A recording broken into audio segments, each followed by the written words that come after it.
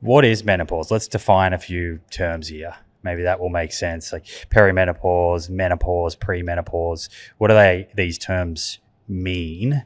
And what's the kind of timeline? If you were to sort of explain to a woman, these are the phases that you'll go through where hormones are changing in your body. So formally, the menopause is the last menstrual period a woman experiences as a result of her ovaries no longer producing eggs.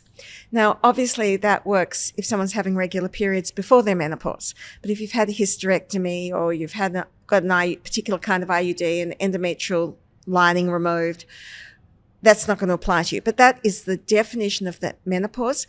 And a woman is considered to have completed menopause, gone through menopause if she has not had a menstrual bleed for 12 months.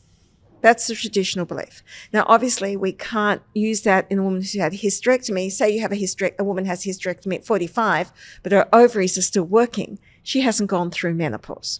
So a more perhaps modern definition is the ovaries run out of eggs, can't produce an egg to release into the uterus to be ovulated. That's the menopause. So can you clarify that with regards to a hysterectomy?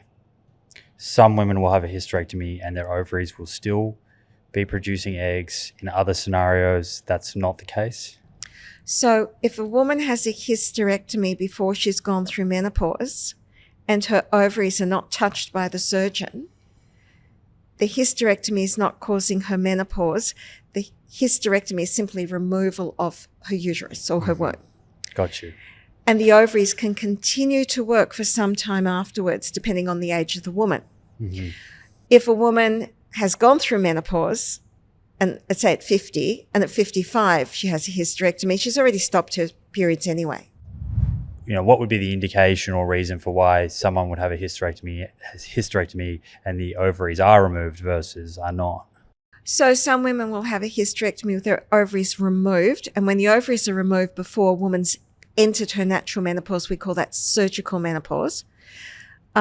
There are reasons for that if women have extensive endometriosis, for example, or if they're found to have changes in their ovaries, like lots of cysts, and they've got heavy periods. So there are multiple indications. And of course, sometimes it's due to malignancy, due to a cancer of the uterus.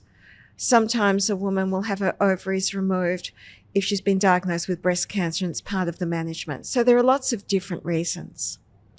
And in a sort of normal context, a woman hasn't had a hysterectomy. What's the average age for menopause again? The average age for menopause in Australia, up until recent years, because we are having a demographic shift, is 51.5 years. 51. And that's a bit high compared to most countries, but in if you go across the world, the age range for menopause is between 47 and 51. So when you think about it, we're only talking about a 3-year difference. So around that age is the average age of menopause. What about like use of hormones in premenopause? So using birth control, for example, would that affect that window at all? There's been no evidence to date that use of the oral contraceptive pill or any other form of contraceptions meaningfully changes a woman's age at menopause. Okay. And so a woman sort of enters perimenopause, and what's the typical age for that again? So with the average age of menopause being, let's stick with 51, not 51.5, the menopause transition usually commences about 2 years earlier, but maybe a bit earlier. So it's always an average. So if I say 2 years earlier, some women might be 3 or 4 years earlier, and some women might have a very short menopause transition. We're talking averages.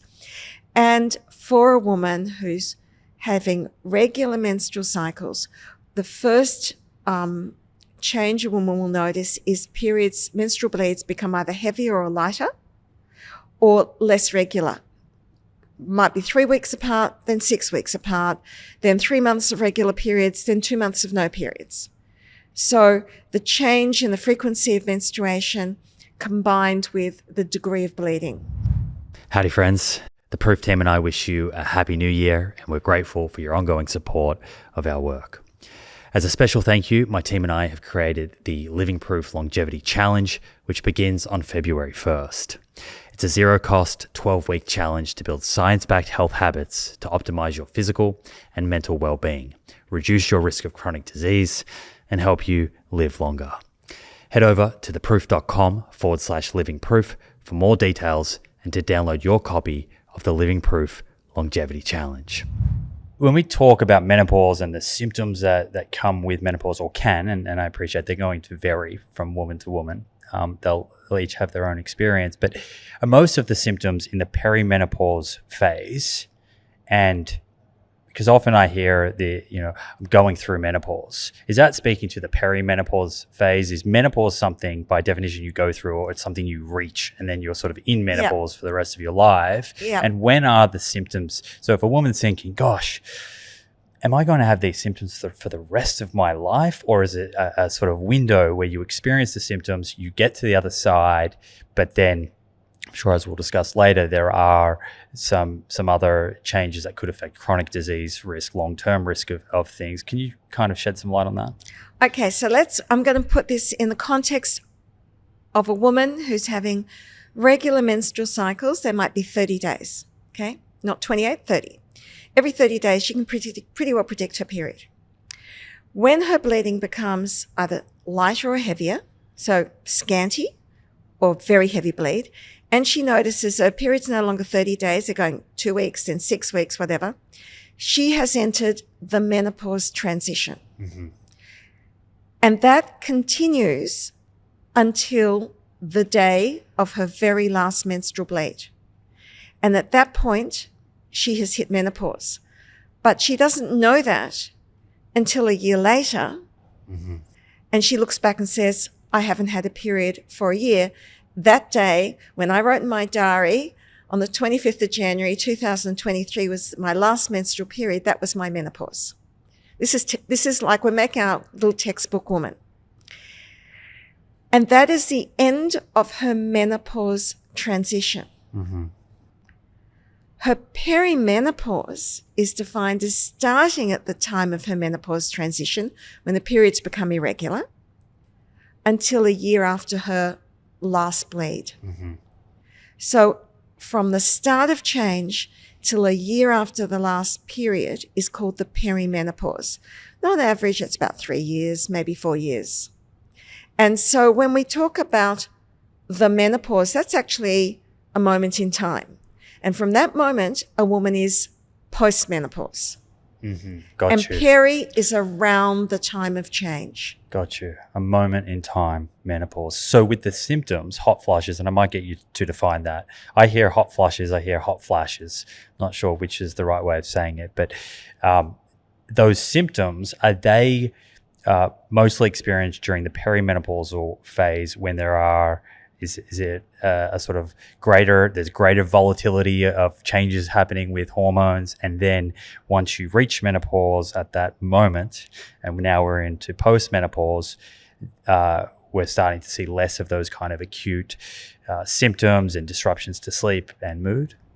So around this time of change, from the beginning of symptoms and irregular bleeding to a year after the last period, which we call the perimenopause, this is a time of hormone chaos. Hormone chaos. So but one woman's hormone chaos may not map to another's. Okay, but this seems like it's something that partners should listen to. Well, yes, and some women, I classically get a patient comes to see me and says, I made this appointment 3 months ago. Oh my God, I couldn't sleep. I hadn't had a period for months. I was so anxious. And for the last 2 months, I've had regular periods and I feel fine. I'm not even sure why I'm here, but then I thought I should come. And that's classic. That's like when you break something on your laptop or phone, and then you book your appointment and you go into Apple and you show them, and all of a sudden it's working perfectly. Yep.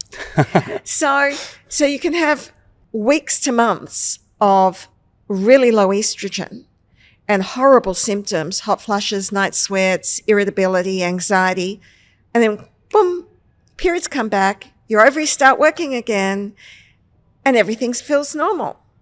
And this can happen on and off for the 2, 3, 4 years. And other women, they have regular cycles, bang, never have another period, and they never had this horrible experience. Do we know why the variability? Why would it be, not smooth sailing? I don't want to say that, but why would it be, relatively speaking, it's easier for one woman than the next? I make it akin to childbirth. I've had 4 kids. Every pregnancy was different. Every delivery was different.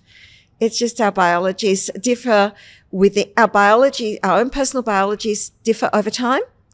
And between women, there's huge differences, but there's no simple explanation. Okay.